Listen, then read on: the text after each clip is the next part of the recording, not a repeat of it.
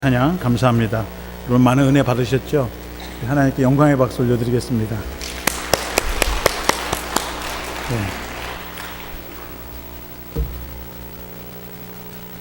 얼마 전 알바니에 있는 우리가 잘 알고 있는 회사에서 구조조정을 실시해서 한 450여 명이 실직을 당했다는 말씀을 들었습니다. 한 2, 3개월 전에도 같은 회사에서 한 500명의 직원들을 레이오프해서 한국 분들이 그 당시에 15분 정도가 실직을 당하고 또 우리 교회에 있다가 올라가신 분들 중에도 실직을 당하는 그런 소식을 들었습니다. 참 제 마음이 아프고 참 답답했습니다. 듣는 사람도 참 암담하고 답답한데 당하시는 분들 얼마나 마음이 아플까 생각을 해보게 되었습니다.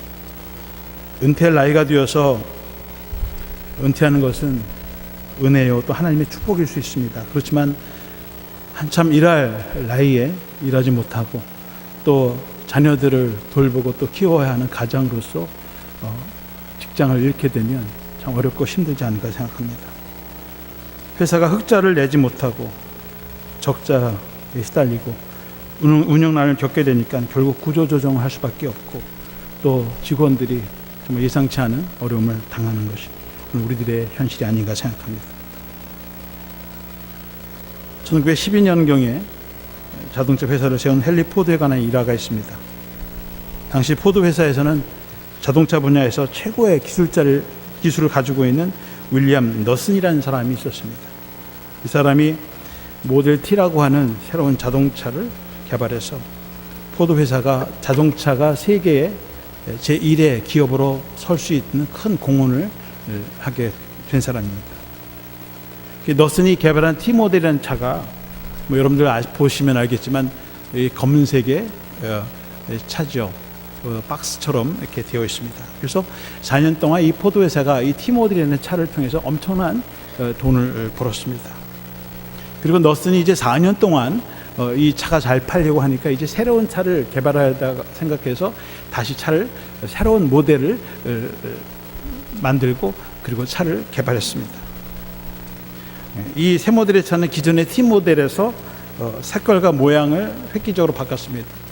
그 당시에 차는 모두 다 검은색 계통의 차인데 이 차는 빨간색으로 페인트를 다시 잔장하고 그리고 2명이 타는 2인석이 있었는데 뒤에 좌석을 더 넓혀서 4명이 탈 수 있고 전에 문도 2개 투도어 세단인데 4도어 세단으로 바꾸고 차 앞에도 평평한데 앞쪽을 좀 낮추어서 더 시야를 더 확보하고 운전할 수 있도록 하는 그런 차로 신형을 개발하게 되었습니다. 그래서 차를 이제 모델을 만들어 놓고 이제 포드 회장님이 유럽 여행을 가게 됐는데 회장님이 오자마자 자기가 새로 만든 그 차를 선보였습니다.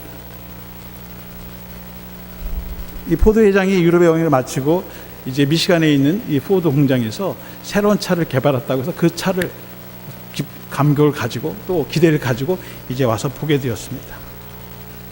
포드 회장이 새 차를 둘러보게 됐습니다. 그 다음 사진 있어요? 그 당시 신문에 나와 있는 사진인데 오른쪽에 있는 사람이 이 사람이 나중에 회장이 됐어요. GM의 회장이 됐는데 이 포드 회장이 이 차를 둘러보더니 마음에 안 들었는지 앞 도끼를 가져다가 문짝을 두드려 부시고 오른쪽에 있는 앞문을 떼어버렸습니다. 왼쪽으로 돌아가서 그 문을 또 두들겨 부셨어요. 그리고 앞유리창을 깨고 뒤에 가서 뒷유리창을 깨고 그것도 모자라서 이제는 차 천장의 지붕에 올라가서 차 지붕을 두들겨 부셨습니다. 그래서 아주 흉측한 차로 만들어 버렸습니다. 포드 회사 헨리 포드가 이 차가 마음에 들지 않은 것입니다. 결국 이 일로 인해서 너슨은 GM 회사로 옮기게 되었습니다. GM 회사로 옮긴 후에 자기의 그 새 모델에 대한 꿈을 접지 않고 계속해서 새 모델을 출시했습니다. 근데 이 차가 사람들이 너무 좋은 반응을 얻었습니다. 그래서 사람들이 이 차를 다 사기 시작했고 다른 자동차 회사들도 그 뒤를 이어서 지금 새로운 차의 모델 형태를 따라서 차 색깔도 바꾸고 모양도 바꾸고 또 4명이 더 많이 탈 수 있는 차로 그렇게 개조하면서 차를 만들었습니다. 그런데 이 헨리 포드는 자기네가 많은 큰 손해를 보고 또 좋은 일꾼을 잊어버렸음에도 불구하고 자기의 생각이 틀리지 않았다를 고집했다고 하는 것입니다. 결국 포드 회사도 그 새로운 모델을 따라가면서도 포드 회장은 여전히 내 생각이 틀리지 않았다 그렇게 고집했다는 것입니다. 이 너스는 저 차로 인해서 회장이 됐습니다. GM의 회장이 되고 회장이 된 후에 지금 사진을 찍은 것입니다. 늘 새로운 시대 또 새로운 변화에 대처하면서 새로운 것들을 발견해내는 회사나 개인들은 성공할 수 있습니다. 그렇지 않으면 지칠 수밖에 없고 많은 손해를 보는 것입니다. 그런데 사람이 가지고 있는 이 고정관념을 깬다는 것이 참 어렵습니다. 이미 자기 차 자동차가 구식이고 팔리지 않는데도 불구하고 생각은 여전히 거기까지 미치지 못하고 그래도 나는 옳다. 다 변해서 새로운 길을 걸어가고 있는데 나는 여전히 내가 생각하고 있는 나의 아이디어, 내가 생각하는 고집하는 그 생각이 옳다고 주장하는 거죠. 그 사이에 회사는 이미 점점 기울어지고 회사는 어려워지게 되는 것입니다. 저는 교회도 마찬가지라고 생각합니다.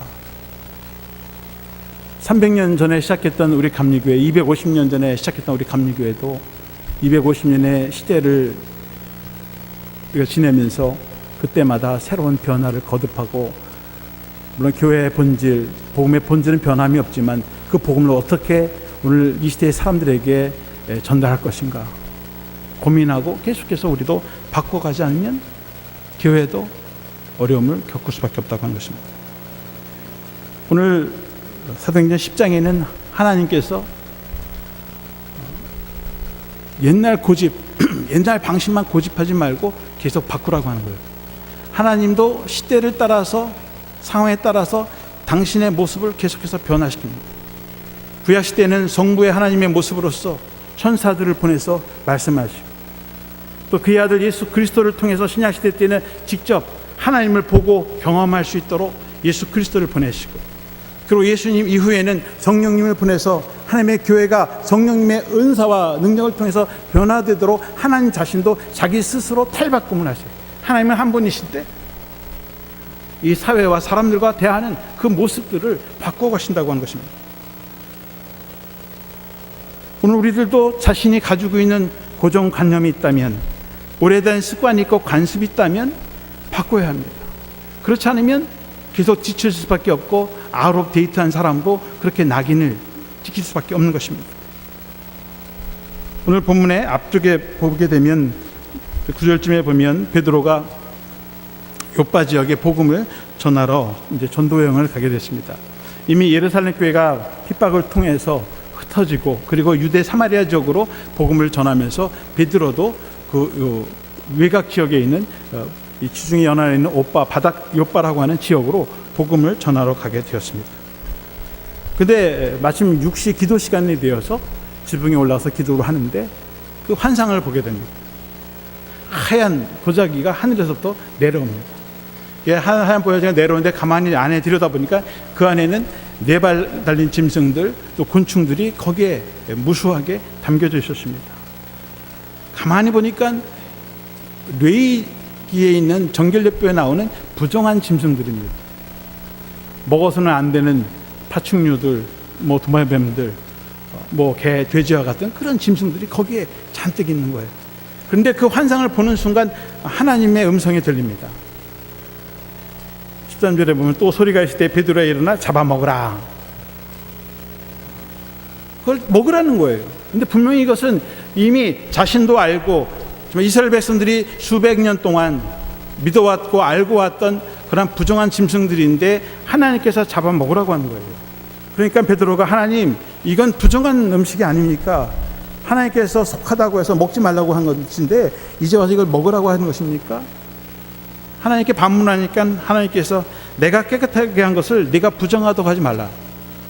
물론 옛날 광야 시대 때에는 그 짐승들이 부정해서 먹지 말라고 했지만 이제는 하나님께서 다 정하게 만드셨다는 거예요. 그래서 먹을 수 있다는 것입니다. 옛날엔 돼지고기, 개고기를 못 먹었는데 지금은 물론 지금도 개고기는 문제가 되고 있습니다만 한국에서는 열심히 먹지요. 근데 반대 운동도 한국에서 일어나고 있습니다만, 근데 이것은 먹는 음식의 문제가 아니라고 하는 거죠. 베드로가 이 환상을 보면서 도대체 이게 무슨 뜻인가 궁금해하고 있을 때, 그때 문 밖에서 사람들이 문을 두들긴 소리가 났습니다.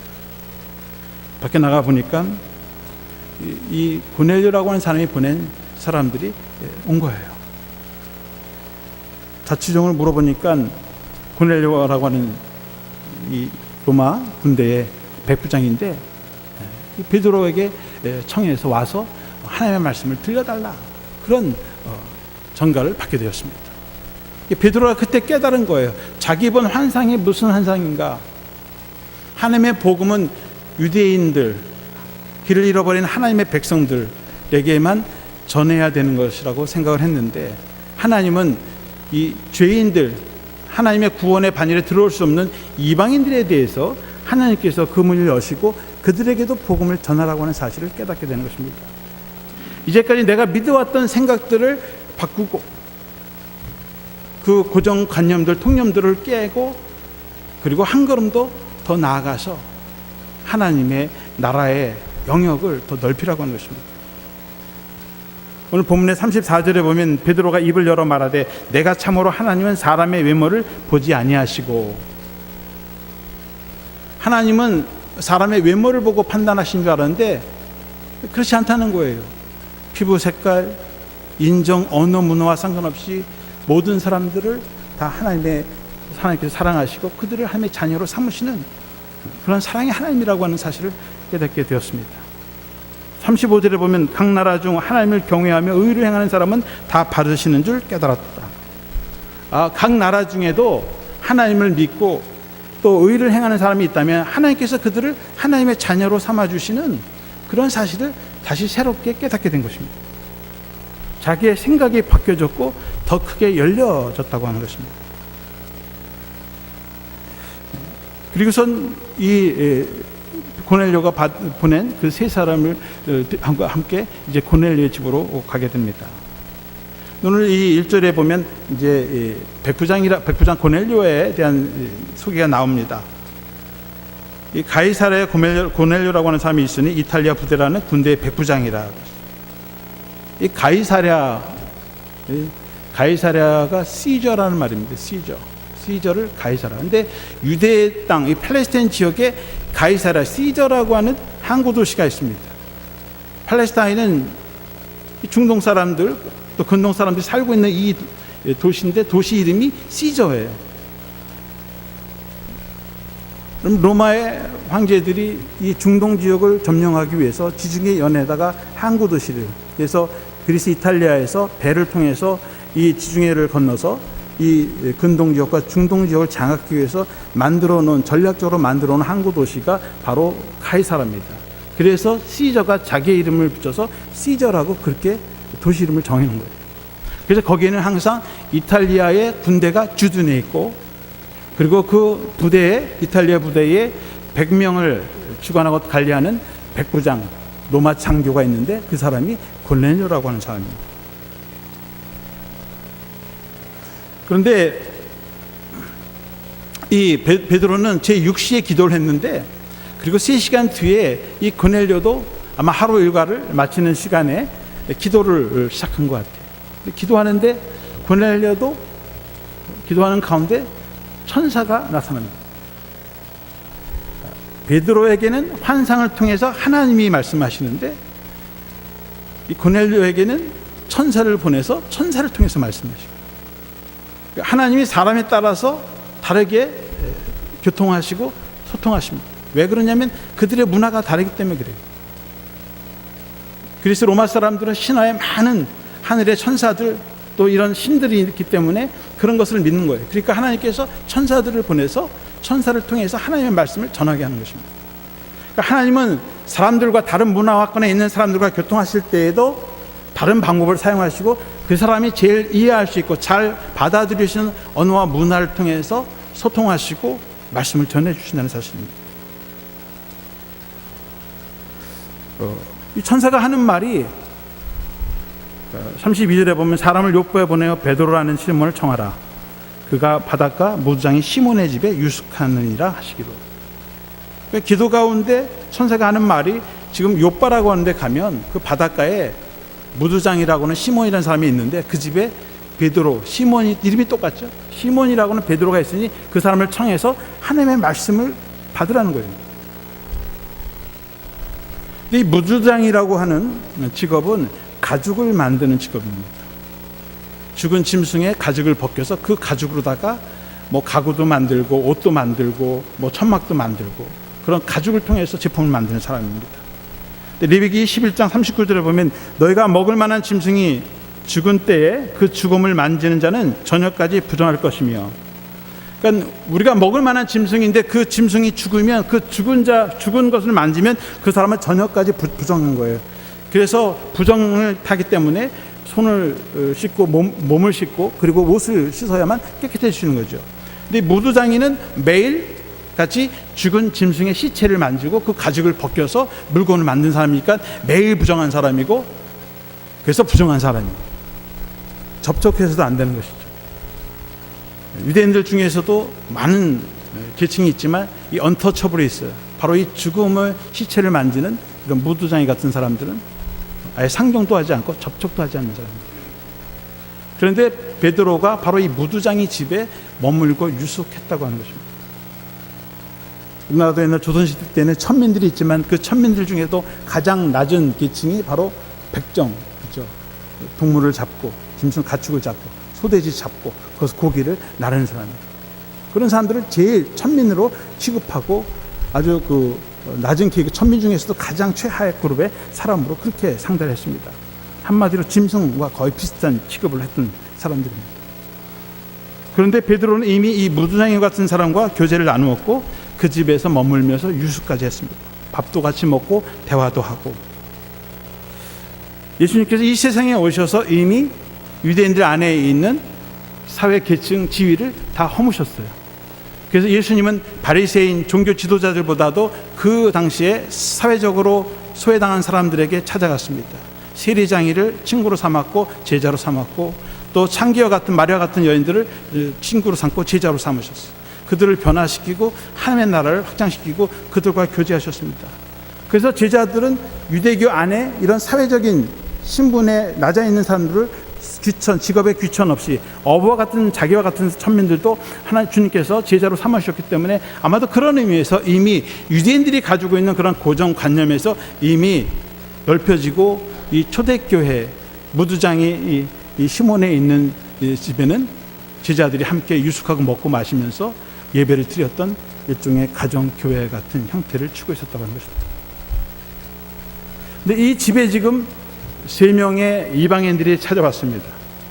7절과 8절에 보면 마치 말하던 천사가 떠내며 고넬료가 집안 하인들과 부하 가운데 경건한 사람 하나를 불러 이 일을 다 이루고 요바로 보내니라. 천사가 요바에 있는 베드로를 청하라고 했을 때에 고넬료가 그 말씀을 즉시 듣고 자기 집안에 있는 하인 2사람 그리고 부하 가운데 경건한 사람을 하나를 불러서 3사람을 요바로 보냈습니다. 사실은 하인들만 보내도 됐을 것이고 자기 부하 1사람만 보내도 됐을 텐데 굳이 3사람을 보냈어요. 그리고 정확하게 그들의 신분을 이야기하고 있습니다. 고넬료는 로마 장교예요. 100명을 거스르는 장교이기 때문에 중대장 혹은 대대장급에 해당하는 영광급 장교죠. 오늘날로 얘기하면. 그리고 자기에서 집안에서 일을 하는 하인이 2이 있습니다. 근데 고넬료는 로마 장교이기 때문에 당연히 로마 시민이죠. 근데 로마 시민은 로마 시민을 종으로 두지 않죠. 로마 시민들은 그 당시에 허드렛 일을 하지 않습니다. 오늘날 미국 사회에서도 백인들 눈 파랗고 머리 노란 사람들은 절대로 허드렛 일을 안 합니다. 그들은 이미 상류계층에 들어가 있어요. 로마 사람들은 로마 사람들을 하인이나 종으로 두는 것이 아니라 이 당시의 하인들은 전쟁, 식민지 전복 전쟁에서 잡아와 끌고 온 사람들, 혹은 돈이 없고 가난한 사람들, 그런 사람들을 데려다가 돈으로 사거나 해서 집안에 허드렛 일을 시키는 사람이죠. 그러니까 고넬료의 집에는 적어도 2명 이상의 하인이 있었고, 이 하인들은 로마 시민이 아니라 다른 외국에서 팔려오거나 잡혀온 하인들이었다. 어디 출신이 모르지만 아주 가장 낮은 계급의 사람들이었다고 하는 것입니다. 그러니 둘을 보내면 좋은데, 혹시 둘이 가다가 하룻길을 가야 되는데 그 하길을 가면서 다른 할 수도 있잖아요. 또 베드로를 찾아와도 이 사람들이 신분이 어떤지도 모르고 어떻게 믿습니까? 그러니까 경건한 사람, 믿음이 있고 신뢰할 만한 사람, 그 부하를 하나 대동해서 세 사람을 지금 베드로에게 보낸 것입니다. 근데 23절 오늘 본문 말씀에 보면 베드로가 불러들여 유숙하게 아니라, 그러니까 자기에게 찾아온 이 낯선 불청객 세 사람을 자기 집으로 유숙하게 했다. 마치 아브라함이 세 천사를 불러들인 것처럼 불러들였어요. 근데 이 집 주인은 베드로가 아니에요. 모두장이 시몬이 집인데 베드로가 자기 찾아온 손님을 유숙하게 했다. 마치 자기 집인 것처럼 자기가 생색나는 거예요. 주인 허락도 없이.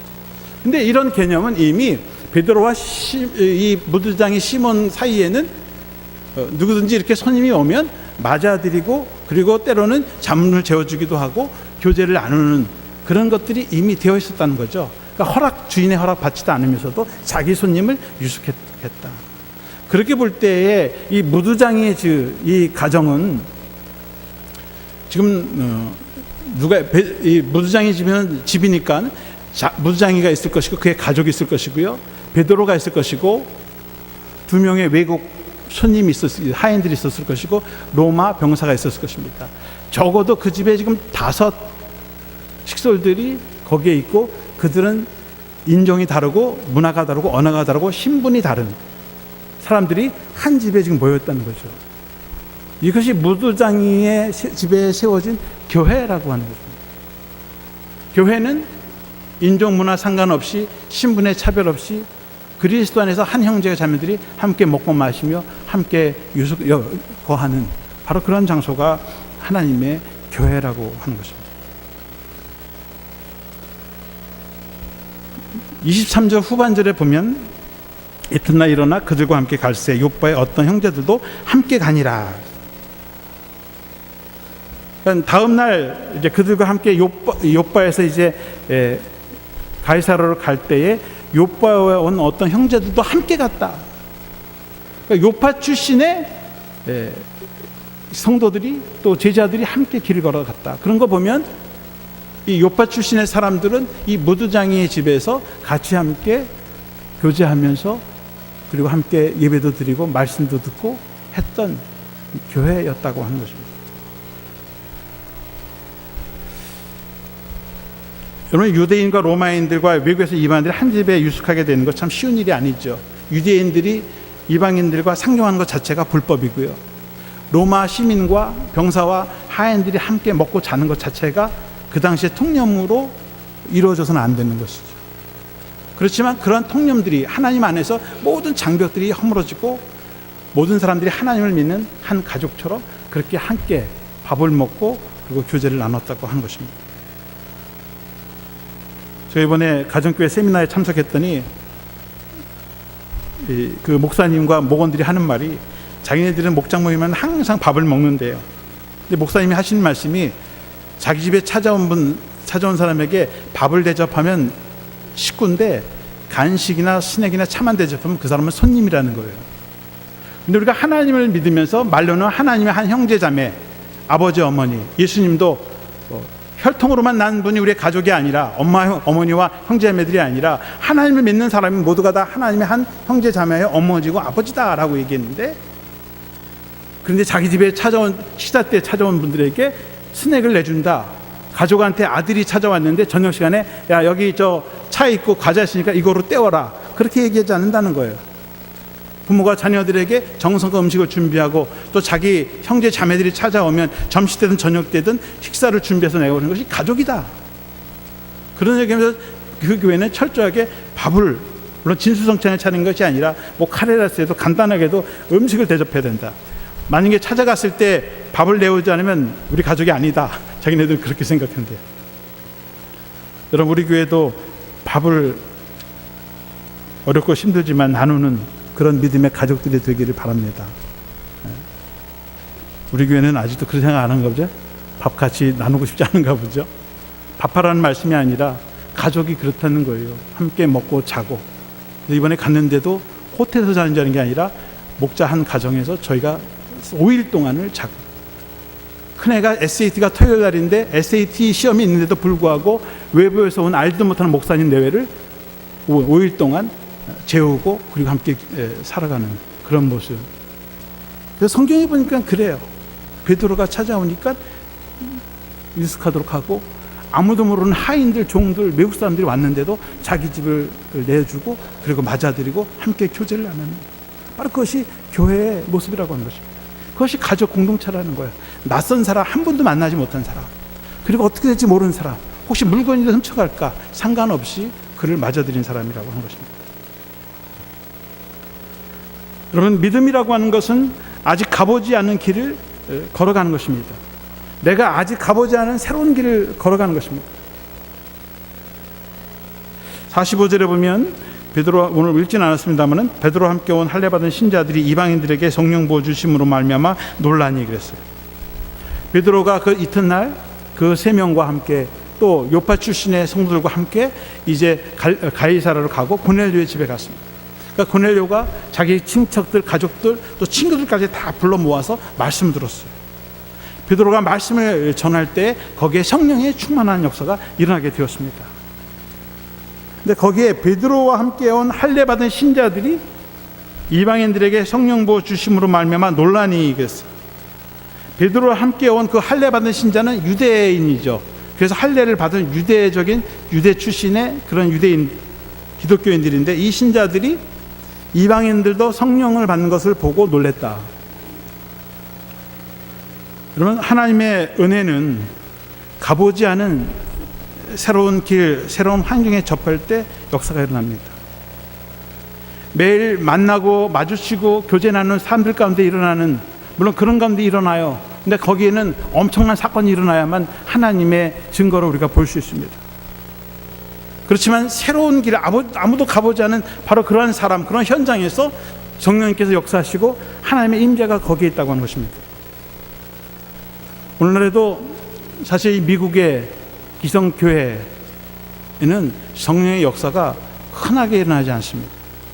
그런데 지금도 아프리카나 러시아나 동남아, 하나님을 알지 못하는 이방 땅에는요, 성령의 역사가 똑같이 일어나고 있습니다.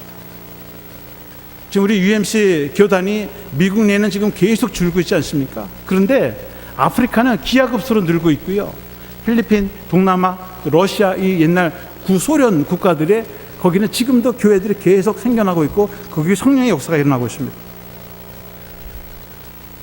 하나님은 새로운 일을, 새로운 환경 속에서 새로운 길을 걸어갈 때 그곳에서 성령의 역사가 일어납니다.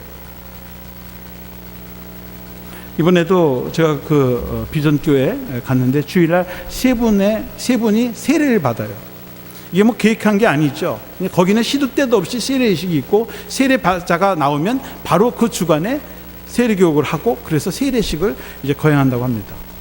근데 세 분이 세례를 받는데 그 중에서 한 분을 택해서 간증을 합니다.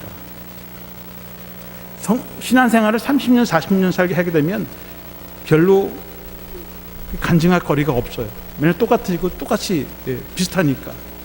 그런데 하나님을 믿지 않는 사람이 하나님을 믿게 된 그 계기에 보게 되면 거기에 역력한 성령의 역사가 있고요. 한 여자분이 간증을 하는데 미국에 와서 계속 사업을 실패하고 철저한 불교 신자예요. 그래서 자기 부모님이 절도 세우고 뭐 그렇게까지 했던 분이에요. 근데 미국에 와서 계속 사업에 실패하고 하다가 우연히 교회에 나오게 됐는데 거기서 하나님을 만나고 삶이 변화되고 가정이 회복되고 또 일터가, 직장이 회복되는 그런 간증들을 합니다. 구태의연한 그런 간증이 아니라 삶 속에서 하나님을 만나고 자기가 구원함을 받고 또 가정과 자기의 비즈니스가 회복되는 것을 보면서 하나님을 정말 찬양한다고 하면서 자기 고백을 하고 세례받는 모습을 보게 되었습니다. 48절에 보면 명하여 예수 그리스도의 이름으로 세례를 베풀라 하니라. 그들이 베드로에게 며칠 더 머무기를 청하니라. 그래서 이 고넬료 가족들이 사도 베드로의 말씀을 듣고 변화되고 세례를 받았습니다. 그리고 더 말씀을 듣고 싶어서 머물기를 더 청했다. 며칠 더 머물기를 청했다. 그래서 이 고넬료, 로마 시민인 고넬료, 이방 세계에서 처음 세워진 교회는 바로 이 고넬료의 가정교회입니다. 교회가 건물이 있는 교회가 아니라 그 당시엔 가정을 중심으로 했으니까 고넬료가 세례를 받고 그의 가족과 친척들 또 친구들이 모여서 함께 예배드리는 또 하나의 새로운 서방 교회가 생겨났다고 하는 거죠.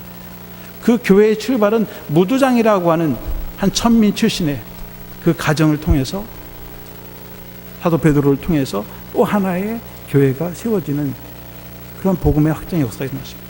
거기에는 자신들이 가지고 있는 통념들을 깨어버리고 하나님께 주시는 새로운 비전을 향해서 나아가고, 그리고 새로운 사람들, 새로운 환경, 아무도 가보지 않은 그 길을 걸어갈 때 거기에 하나님의 은혜가 있고 성령의 역사가 있고 바로 그것에 교회가 세워진다고 하는 것입니다. 오늘 우리들이 좀 탈바꿈을 할 필요가 있어요.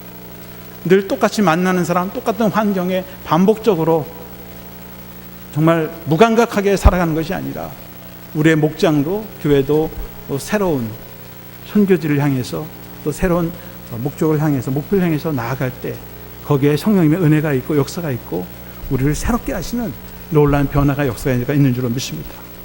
오늘 이 무두장이의 가정을 통해서 또 고넬료의 가정을 통해서 역사하시고 하나님의 나라를 세워가시는데 거기에는 베드로의 생각의 변화가 있었다. 그래서 우리 교회도 정말 베드로와 같이 우리의 생각을 좀 바꾸고 또 기존에 있는 늘 편안한 그런 컴포트 존을 좀 벗어나서 지금까지 잘해왔지만 무두장이까지 집에 왔지만 거기서 머무는 것이 아니라 한 걸음도 더 나아가서 가보지 않은 세상으로 나아갈 수 있는 그런 우리 목장 또 교회가 되어서 하나님께 더 큰 영광 돌리고 우리의 복음의 지경을 넓혀가는 저희 여러분들이 되시기를 주님의 이름으로 축원합니다. 기도하겠습니다.